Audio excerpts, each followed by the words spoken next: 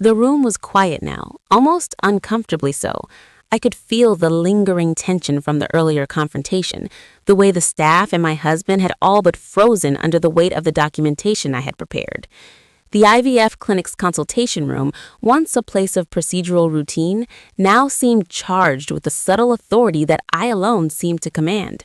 Every paper I had filed, every appointment timestamp, every note from the prior consultations, all of it was now undeniably visible to the staff, the doctor, and of course to my husband. The doctor cleared his throat. A slight pause before speaking, glancing first at me, then at my husband, whose confident smile had faltered hours ago. "Miss Carter," he said quietly, with a calm firmness that drew the room's attention, "after reviewing your prior consultations, your documented progress, and the notes regarding your recent cycles, it's clear that your preparation and timely submissions are accurate and in order. All your records were received before any subsequent requests were made." I stayed silent, my hands lightly folded in front of me, my voice unnecessary. The room seemed to lean in, waiting for the inevitable reaction from my husband and his lawyer. He opened his mouth but paused, realizing that any attempt to counter the facts would only draw further attention to his oversight. Even the nurse at the desk, who had previously exchanged subtle glances with him, now looked toward me with a quiet acknowledgement, a professional respect that had been absent before. "Given the chronological order of filings," the doctor continued, addressing the situation with clinical neutrality, "any emergency motions or urgent requests submitted after Ms. Carter's documentation cannot override her previously submitted records. The established appointments, the procedural timelines, and the evidence provided demonstrate her rightful precedence." My husband's shoulders stiffened. I could see the frustration, the shift from arrogance to a forced composure as he tried to reconcile the fact that he had misjudged the situation. His lawyer, too, grew silent, the subtle fumbling of papers betraying an unexpected vulnerability. Neither could argue against the time-stamped notes, the properly filed approvals, nor the documented emails confirming prior consultations. The authority of the process had spoken, and there was nothing left to dispute. I finally spoke, softly, measured, and precise. I didn't need to argue loudly or interrupt the process. I only needed to ensure that my filings and records were complete and accurate. The rest has been determined by the proper authority. My words were calm, devoid of gloating, but they carried an unmistakable certainty. The silence that followed was filled with understanding. The clinic, the doctor, even my husband acknowledged without words that preparation, patience, and factual accuracy had won. The doctor nodded slightly. "Exactly, Miss Carter, your proactive approach and attention to procedural details have ensured that your progress is respected and validated. Any future adjustments will follow standard protocol, but for now, your status remains prioritized." I felt a quiet relief, a shift in my own perception of strength.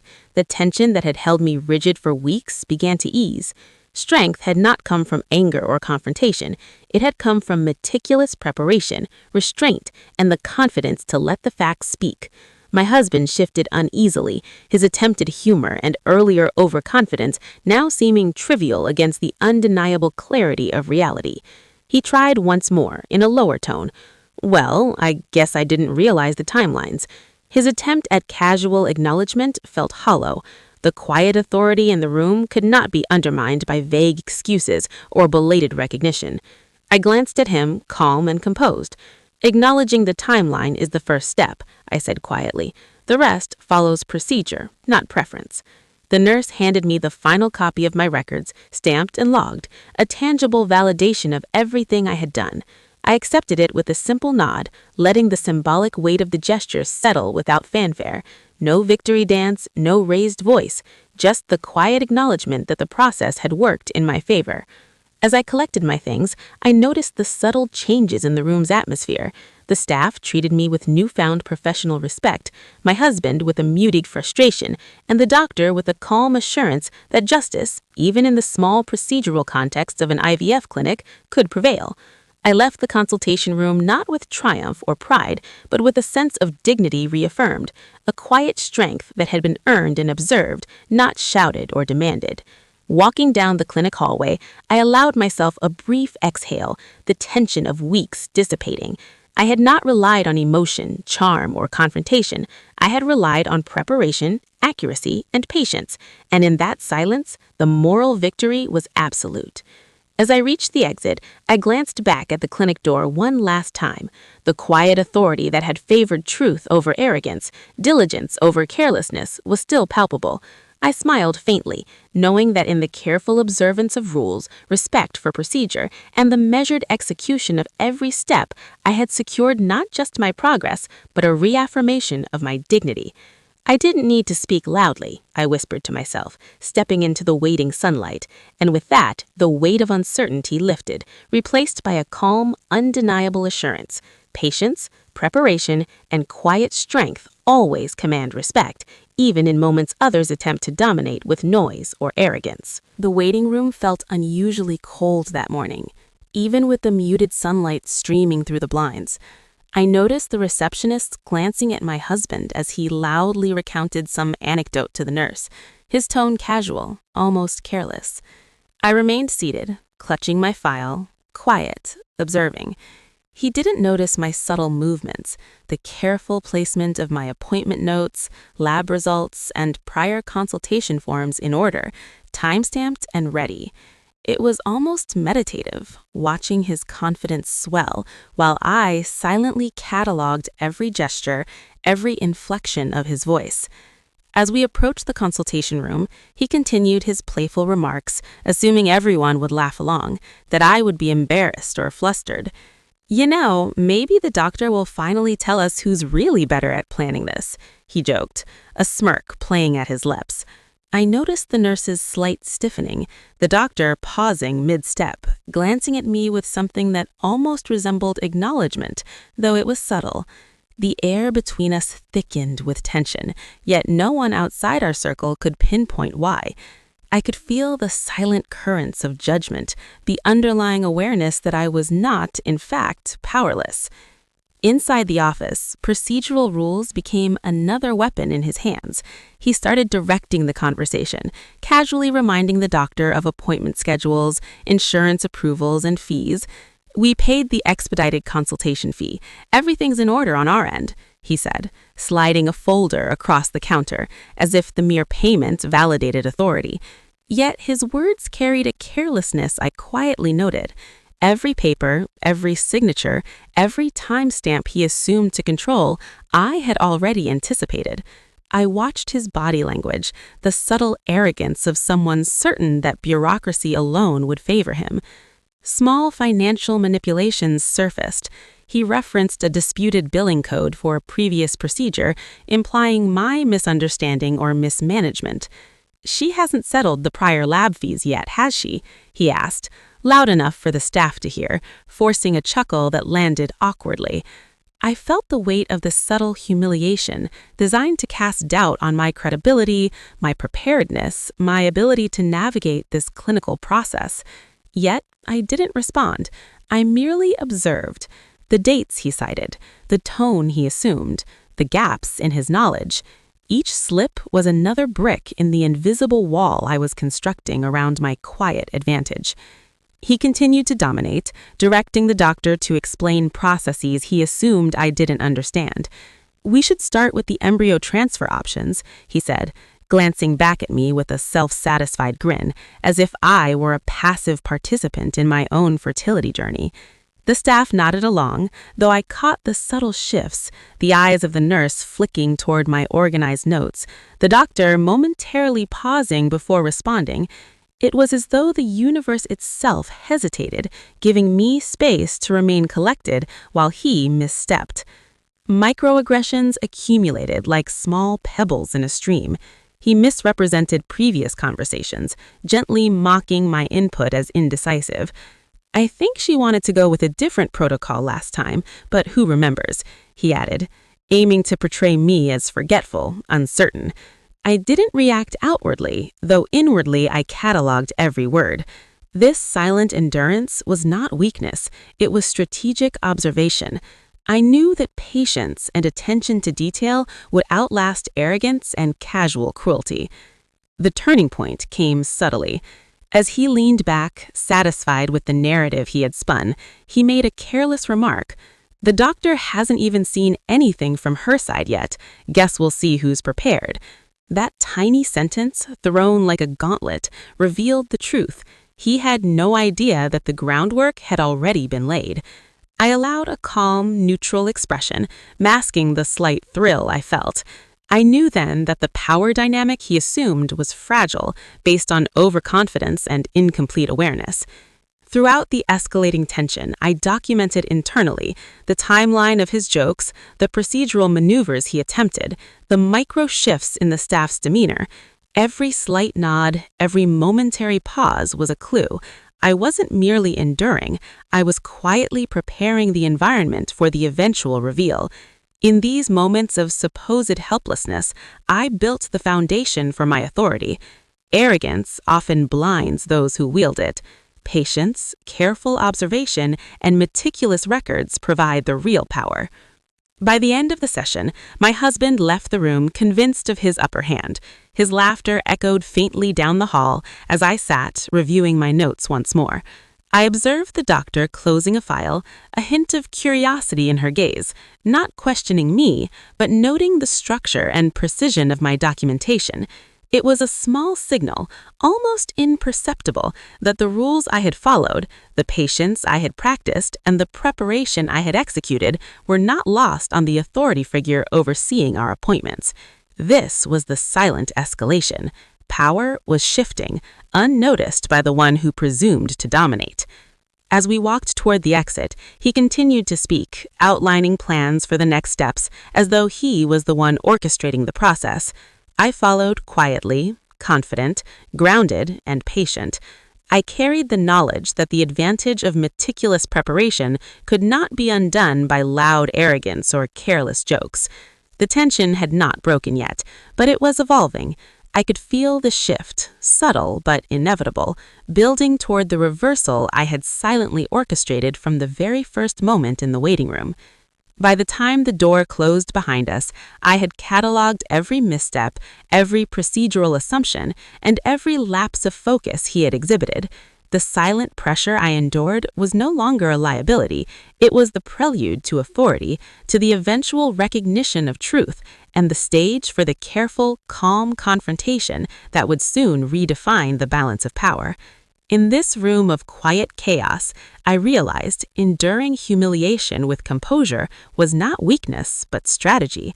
Every misstep from him, every overconfidence, every minor procedural misjudgment was an unintentional aid to my hidden preparation.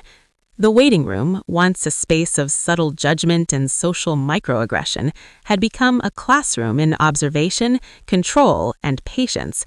I left that space not defeated, but quietly in command of a power no one had acknowledged yet, a power built on precision, foresight, and the knowledge that justice is often procedural, calm, and deliberate. And as the sunlight fell across the clinic's polished floors, I knew that the real shift was coming. The reversal I had silently cultivated was a matter of time. By the time our next appointment was scheduled, I already knew I wouldn't be speaking much that day. Not because I was afraid to, but because everything that mattered had already been said, just not out loud. The clinic sent the confirmation email on a Tuesday afternoon. Same building, same floor, same department. The message was short and formal, with an attachment labeled Updated Intake Review. My husband skimmed it once and forwarded it to me without comment. I noticed he didn't open the attachment. I did. It referenced a prior consultation number, not the one we had together, the earlier one. Weeks before my husband had started attending appointments again, I had come alone, quietly, with a referral my primary care doctor had insisted I keep for myself. At the time, it felt unnecessary, almost disloyal. But I followed the advice anyway. I asked questions, I requested copies, I signed forms under my own name, not a shared one. Those files had never disappeared, they'd simply been waiting. I printed everything that night: lab summaries, time-stamped notes, a consent clarification form with a handwritten amendment initialed by a clinic coordinator. Nothing dramatic, nothing confrontational, just clean paperwork, filed correctly, within the system. I placed the documents into a slim folder and slid it into my bag, between a paperback novel and an old insurance card. At home, nothing changed. My husband continued speaking as if every decision was his by default. He joked about timelines. He dismissed side effects. He repeated phrases he'd heard other men say, about science doing the hard part now, about doctors handling the details. When I corrected him gently, he laughed and said I worried too much. I stopped correcting him. Instead, I listened. He talked freely when he thought he was in control. He mentioned which forms he hadn't read, which emails he assumed were duplicates. He joked once that the clinic probably didn't even remember our first visit. I made a mental note of that sentence. The morning of the appointment, I arrived early. Not dramatically early, just enough to sit in the waiting area before the desk became busy. I checked in under my name, not ours. The receptionist typed, paused, then nodded once without looking up. "I see it," she said quietly. That was all. I sat down and opened my book. My hands were steady. Around me, couples whispered. Someone laughed nervously. A television murmured in the corner, volume low. When my husband arrived, he looked surprised to see me already seated. "They didn't call you back yet?" he asked. "Not yet," I said. He shrugged and checked in. The receptionist asked him to confirm an email address. Then she asked him to wait, not beside me, but across the room.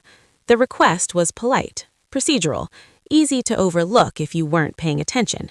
He frowned, but complied. Minutes passed. A nurse came out, called my name only, and glanced at the clipboard before scanning the room. When our eyes met, her expression softened, not emotionally, but professionally. "This way," she said. My husband stood halfway out of his chair. "She's with me," he said automatically. The nurse didn't argue. She didn't explain. She just smiled, the way people do when the answer has already been recorded somewhere else. "I'll bring you both back shortly," she said, still looking at me. Inside the exam room, the doctor reviewed a tablet in silence. Longer than necessary. Longer than comfortable. I recognized the posture. Someone reading something they hadn't expected to see, but weren't surprised by either. "You've been here before," she said finally. "Yes," I replied. "Alone?" "Yes." She nodded once. No judgment, no reaction. When my husband entered, he launched into conversation immediately. He joked about traffic, about timing, about how this process felt more like paperwork than medicine. The doctor smiled politely, but her attention stayed on the screen. Halfway through his sentence, she raised her hand. "Before we continue," she said, calm but firm, "I need to clarify something in your file." He stopped talking. She turned the tablet slightly, not enough for him to read, but enough for me to recognize the header. My name, my signature, my consultation number. "There are prior notes here that affect how we proceed today." My husband laughed once, softly, reflexively. "Oh, that's probably nothing. We've only been here together once." The doctor didn't respond to the laugh.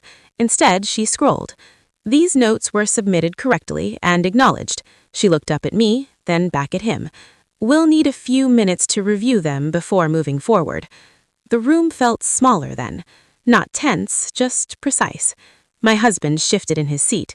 He opened his mouth to speak again, then closed it. For the first time since we'd started this process, he didn't know what came next. I sat quietly, my hands folded in my lap. I didn't need to explain anything. The system already had. I was seated when the door opened, but I noticed the hesitation before anyone else did. Dr. Miller didn't step fully inside at first. He paused with his hand still on the handle, eyes lowered toward the tablet in his other hand. The hallway noise faded behind him as he read something again, slower this time. No one spoke. Even my husband, who usually filled silence without effort, stayed quiet for half a second longer than normal. Then Dr. Miller looked up. "Before we continue," he said evenly, "I need to clarify something from the file." My husband laughed lightly, the same casual sound he used whenever he assumed the room belonged to him. "Sure, Doc, fire away."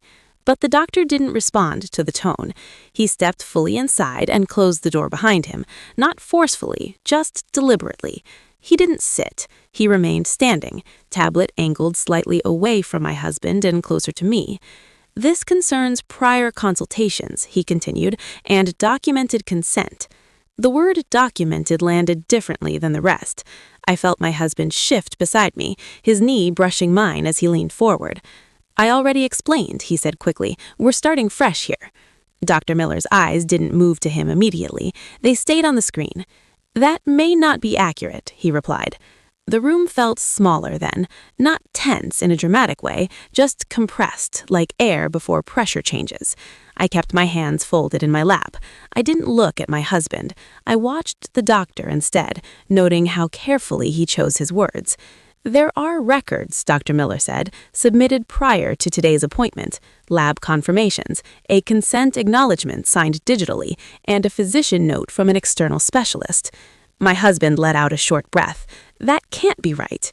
Dr. Miller finally looked up. It is. He turned the tablet slightly, not fully offering it, but enough that my husband could see the header.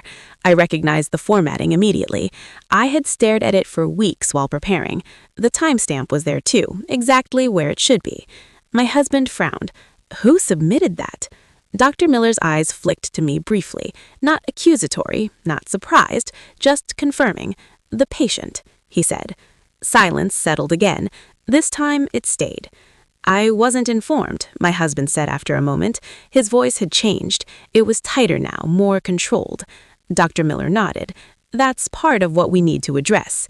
He set the tablet down on the counter and finally sat.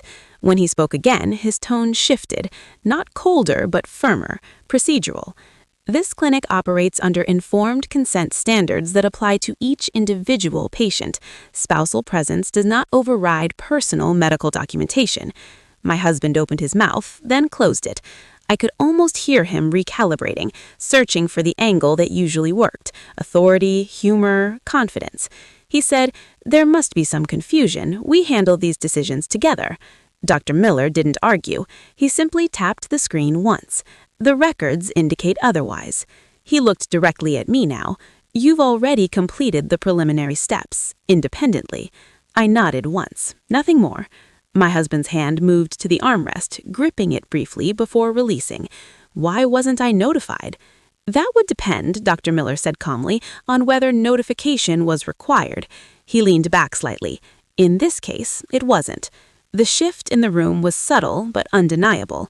The way Dr. Miller addressed me, the way he no longer deferred his responses through my husband, the way the conversation had narrowed, focusing on facts rather than tone.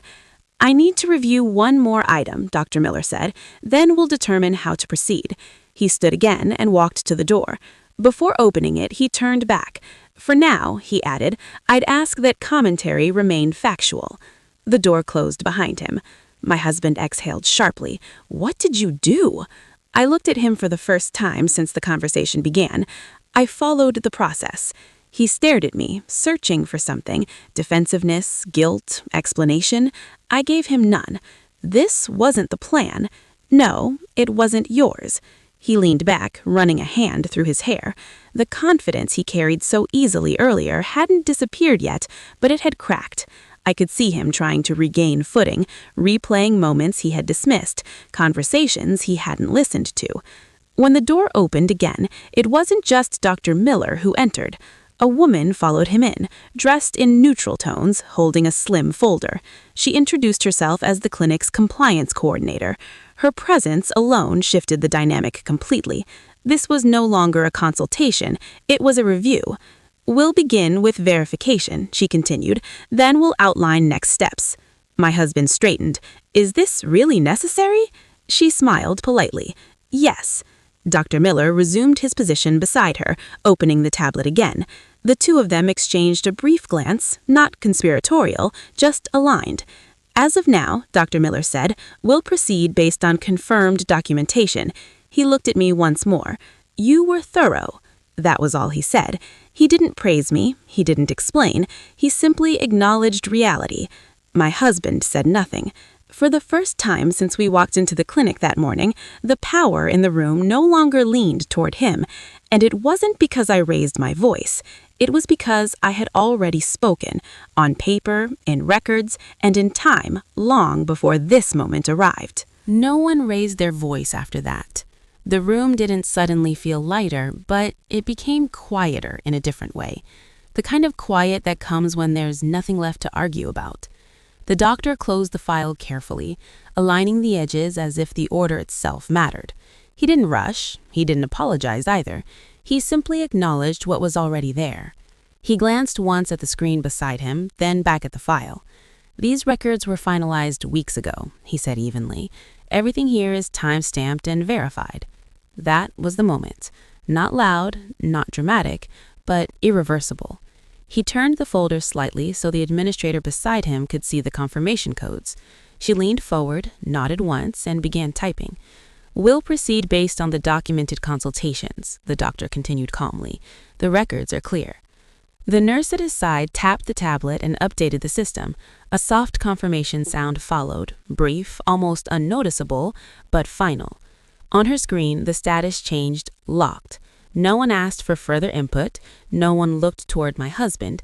For the first time since we had walked into that clinic, the conversation no longer revolved around opinions or expectations.